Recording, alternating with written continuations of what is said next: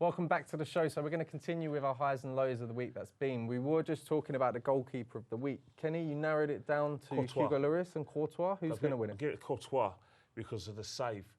Even though he got beaten a minute after from Thiago Silva, that save, unbelievable.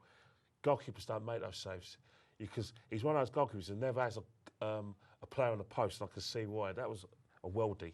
Absolute worldie. Courtois, goalkeeper of the week. I would say it's a shame that they're out of the Champions League, but You support Fulham. It's not. So we'll move on now to our goal of the week. A few contenders, not too many. What have you narrowed it down to? I've narrowed it down to Vidra, Monreal and Bingham. We just mentioned how Bingham's third goal at Prenton Park, and it was a worldie. We're run out of time. Has to go to Bingham. Bingham for his Dagenham and Redbridge. Well done. It was a great goal, so we give you goal of the week. So we'll move on now to the overall team of the week. Now, there are a few contenders. Obviously, we've mentioned Charlton, we've mentioned Dagenham. Who's it going to be, Ken? Well, it's between obviously Spurs. When you win, when you're not playing well, it's very impressive. They're only 3 points off the top four. Charlton, won a game they had no right to win against Cardiff. Cardiff were better than them in all departments, but they showed resilience. Dagenham and Redbridge keep on churning out results. And obviously Arsenal's the result at Old Trafford. They haven't won at Old Trafford since, the first time they won in about 9 years. In terms of how the season is going to go, I have to give it to Arsenal. It's a great win at Old Trafford. It could galvanise them in order to win the FA Cup. And maybe next Tuesday, who knows? They've got nothing to lose, have they? This is true. So Kenny, the Arsenal supporter, gives Arsenal the team of the week. We'll move on now to our wooden spoon of the week. Now, there's a couple in here. There's not too many. I think. I'm afraid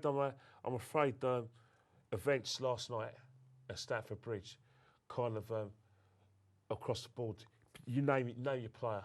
I can give it to Terry for being out for his allowing Thiago Silva to out-jump him for the second goal. I can give it to Oscar for feigning injury and for his inability to track the runs of Verratti. Well, we could essentially give it to the whole Chelsea team for the way they treated the referee. Definitely. They got Ibrahimovic sent off. Definitely. As Ibrahimovic put so well, he was surrounded by 11 babies. But again, you had Jose Mourinho going on TV, having a sort of 30-minute rant about how Chelsea are perceived by the referees and how he has a list of all the crimes against Chelsea and the crimes that Sky committed against Chelsea, and then they go and do that. So really and truly, is that his attempt to get in the heads of officials in Europe and in the British mainland hasn't worked. But I'll give it to Costa. And the reason why I'm giving it to Costa because he annoyed me. He's a player. The reason why he annoyed me is that he's a player I rate very highly. I think he's a fantastic centre forward.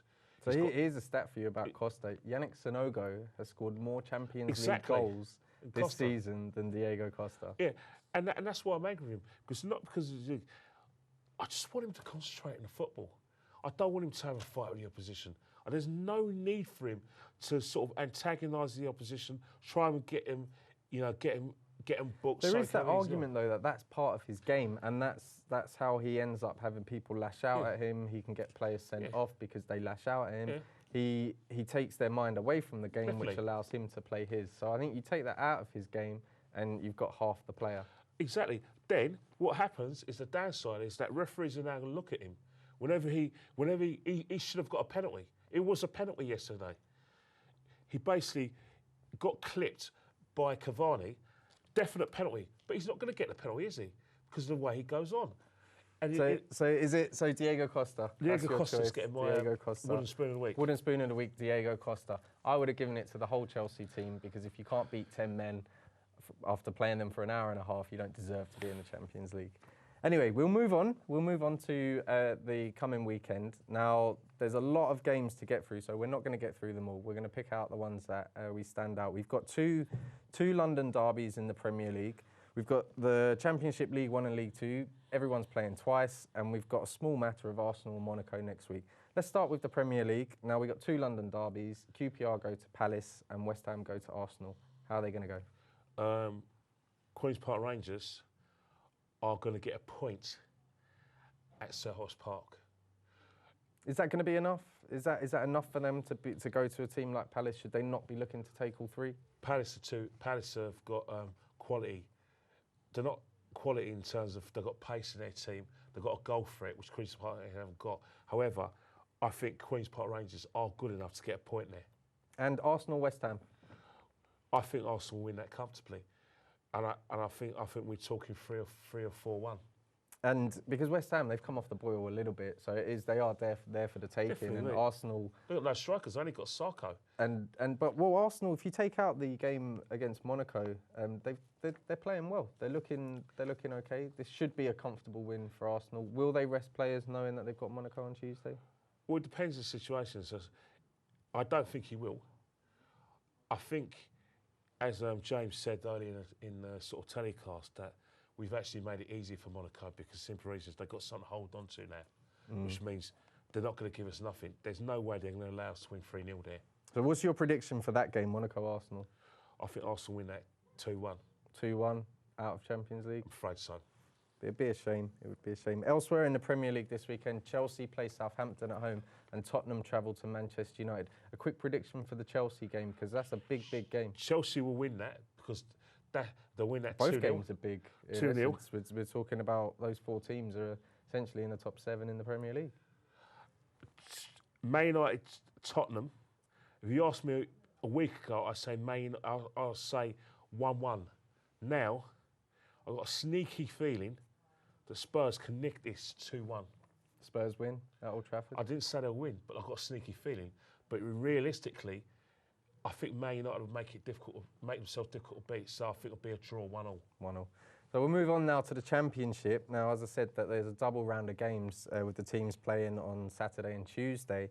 We'll start off with the teams near the top. Watford are playing Reading.